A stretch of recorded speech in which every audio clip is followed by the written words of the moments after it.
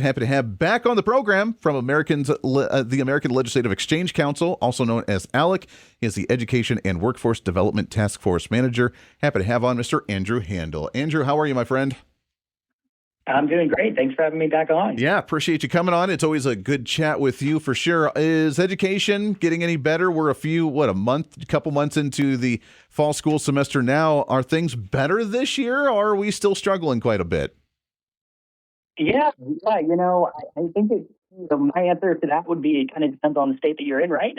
I mean, there's lots of states where, lawmakers have done a really great job of taking steps to empower families and bring more education freedom to them. So if you're in one of those states, chances are things are much better. But if you're in a state like New York, chances are it's about the same, which is not too great. And obviously we had I think the big news coming out last week was the nation's report card just came out with new data on 12th grade reading and math scores as well as 8th grade science scores. And probably to no one's surprise, unfortunately, 12th grade reading and math scores fell to their lowest levels ever reported.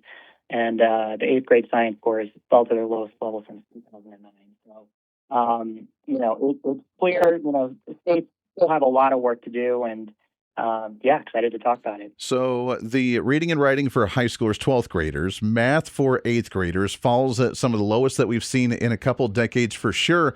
And we're spending more money than ever before. In fact, correct me if I'm wrong, the number I saw was near $800+ billion in public education around the nation.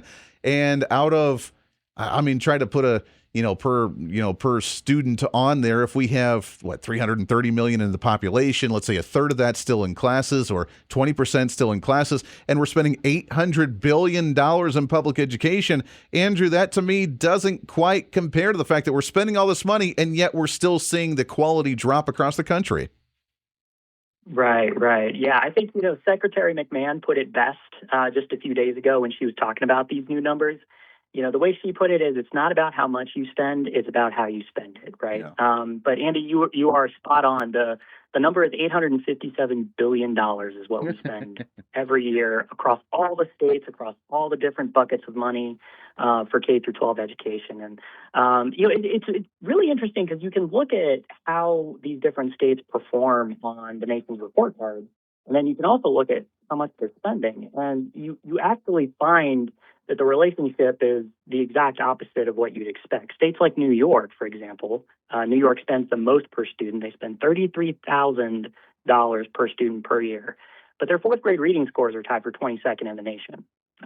Alaska is another good example. They spend the 6th most per student, about $22,000 per year. They're tied for 49th in 4th grade reading scores. Meanwhile, you have states like Idaho, which is dead last in per student spending. They spend less than $10,000 per year per student. Their 4th grade reading scores ranks 13th in the country. Utah, they also spend less than $10,000 per student. Their reading scores are tied for 7th. So it's about, states giving parents flexibility. It's not about throwing more money at these public school systems. It's about making sure that those dollars are flexible, follow students to the best learning environment. Yeah, I was going to say, so what is the difference between these two? If we're spending less but we're seeing better results, then what is the difference? Is it the parental involvement? Is it the competition that we have? Is it the lack of teachers union involvement? Is it the curriculum? I mean, what are some of the distinct differences that we're seeing in the comparison of these two types of states? Exactly. All of those states that spend less per student, those are all states with really strong school choice programs. Probably the only exception there would be Mississippi, although I will say Governor Reeves has been pushing that issue now. The Speaker White just established a new select committee on education freedom, so it looks like Mississippi is trying to change that. But all those other states have universal programs available, meaning they've got either some kind of a savings account or a tax credit program that families can participate in. There are no restrictions on eligibility, so any student can use it. And all it does is it takes the money that would have otherwise been spent to teach that student in a public school, and it follows that student to a different learning environment that works better for them. Yeah. That's really what it simply comes down to, right? I mean, lots of parents like their public schools. They can and should absolutely continue sending their kids to those public schools if it works best for them. But, there are plenty of other kids who are going to learn better in a private school, a virtual school, a home school, a charter school, whatever it might be. And Sure. so we just want flexibility in that funding to make sure that parents are empowered to make those decisions. Yeah, makes a lot of sense. Nationwide, when it comes to reading, for example, is it still at the level like graduates, 12th graders that are graduating school are reading at like an 8th grade level? Is that still about the same average we're seeing nationwide? Yeah, that's exactly it. The latest data that we got, just a few weeks ago here from the 12th graders, 32% of 12th graders didn't even demonstrate a basic level of reading. Every time we get this data coming out, there's a lot of people talking about proficiency, how many students are proficient in reading, how many students are proficient in math. Obviously we want more students being proficient in these things, but, I always look at the level of basic knowledge. The number there, that's almost 1 out of 3 12th graders who are literally about to graduate and go into college. 1 out of 3 lack a basic level of reading of reading knowledge. And so the numbers are just shocking, and we really need to start at that basic level, get those kids back up, and then we can start talking about proficiency. Yeah, well, and that's why let's take it a step further. Let's go to higher education for a moment. I am very critical of higher education, and it drives me nuts why if I'm going to spend $8,000 a semester, $10,000 a semester, $15,000 a semester, depending on where you go at these universities, why the first 2 years, 4 semesters, Andrew, of what I have to do before I even start getting into the major that I want to major in at the university is taking the same crap that I just did in K through 12 and in high school at that time. I shouldn't have to spend that kind of money. But it sounds like they're doing it because most of the kids coming into higher education from K through 12 aren't at that level right now, which is a little concerning. And I don't think they should be qualified to go to college. Yeah, absolutely. Yeah, it's such a big problem where, the issue, especially in these public schools, is, these kids are promoted up to the next grade level, really, regardless of how poorly they're doing on their exams, right? If a student, third grade is usually looked at as a major gateway for student literacy, meaning by the time students graduate from third grade into fourth grade, they need to be at grade level in terms of reading. If they're not, the data shows us that they are probably going to be stuck behind the rest of their peers, for the rest of their lives. So that's a really good example where, if they're not reading on grade level, we just need to hold them back in that grade and make sure that they get the help and the resources that they need, because that's what's going to help them the most moving forward. And especially as they graduate into college, like you just mentioned, we won't need as much of those basic courses in the first 2 years of college. Yeah, it sounds like they need to be held back a little bit more than what we're seeing right now. Andrew, hang on the line. Got to take a hard break. It is Andrew Handel with ALEC, the Education and Workforce Development Task Force. When we come back, we'll talk about some of these changes, what we're seeing working and not working, and how to fix this system. Back after this.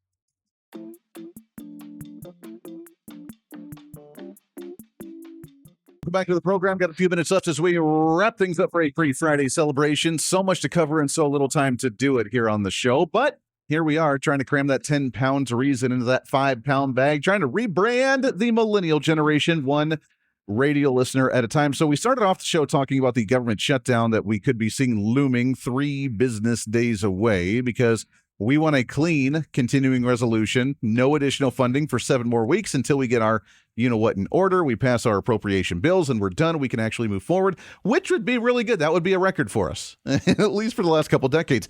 Democrats want $1.5 trillion in additional spending for 7 weeks. That's kind of insane. And I didn't even tell you what that was for, by the way. $500 million of that is to refund public education or public broadcasting, including PBR and NPR, or PBS and NPR, PBR, golly, NPR and PBS, along with more money for free health care for illegal migrants that we got rid of when we did the reforms under the reconciliation bill and reforming some of the Medicaid programs.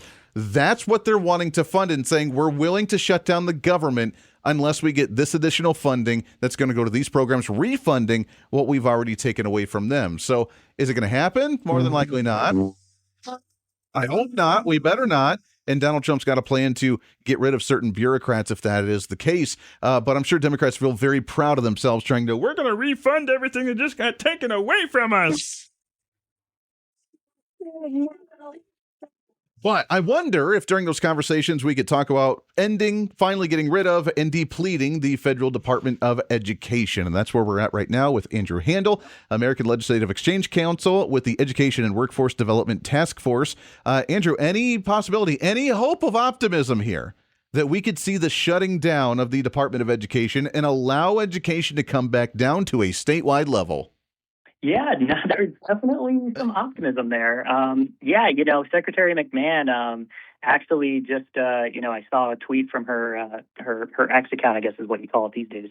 But she was talking about how, the president has tasked her with being the last ever education secretary, and, she intends to fulfill that mission. So, they're definitely taking steps in the right direction. I mean, at the federal level, they've done things like, in the One Big Beautiful Bill, create a new federal tax credit scholarship program. They've created some new workforce development grants in there through the Pell Grant system.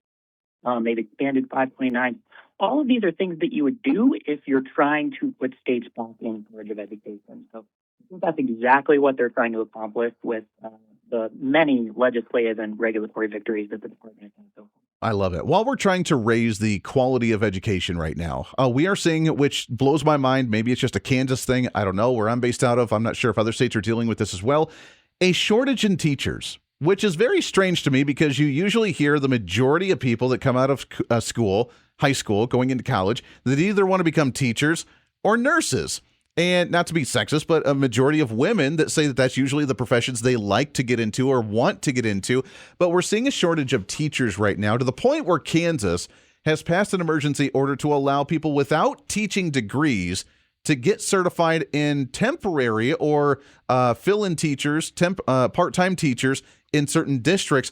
Are other schools in other states around dealing with the same thing? And do you think that's one of the reasons why we're seeing a decrease in curriculum or quality of education if we have people teaching that don't have teaching degrees? Right. Yeah, it's definitely, this is a nationwide problem. Every single state has this issue, and, depending on the state, it can be for different reasons. In some states, it's, salaries just aren't competitive with other careers. But the thing we've seen, pretty consistently across these states is, it is just really difficult for good teachers to get certified and get into the classroom. That's one of the things we've done here at ALEC. We've got a model policy called the Alternative Teacher Credentialing Act, which all it does is it very simply breaks down the regulatory barriers that exist there. So typically, a teacher would have to go get a college degree, right? And they would have to complete all these college courses and spend tens of thousands of dollars and go into debt. We think that there can be a better way. States have shown that there's a better way where, perhaps for adult learners who are looking for a change in careers, they can easily, complete some courses online. They can get some in-person classroom instruction experience. Kind of streamlined and they can get They can get credentialed and licensed that way. So, that's the thing that we really advocate for to help fix these issues. It's a great news. We have a lot of issues to address. We're chipping away at it little by little, and the fact that we're seeing a decrease in quality in many areas is concerning. Hopefully, we can learn our lessons from other places that are starting to do it well, but we have to stay focused on this issue, which is what you guys are doing over at ALEC. Andrew, we appreciate the time very much, brother. It's always great to chat with you. Let's do it again soon. Likewise. Sounds good. Hey, appreciate it very much. Back at it again tomorrow for a Friday. Until then, be your own voice of reason. We'll see you on the radio. Bye.